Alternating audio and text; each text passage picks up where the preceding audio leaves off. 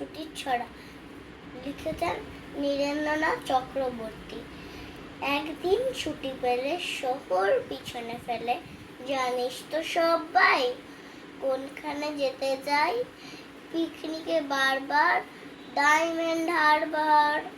আর যদি ছুটি পাই 3 দিন তবে ভাই, ধর্মতলার মোড়ে সরকারি বাস ধরে সকলে তিনছুট, দীঘার জনপুট।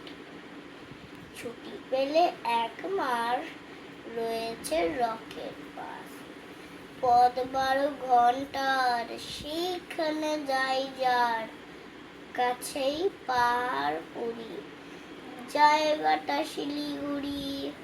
শিলিগুড়ি থেকে ভাই টয় ট্রেনে চড়া যায়, ট্রেন যেন টিকটিকি, ঠিকই ঠিকই ঠিকই ঠিকই।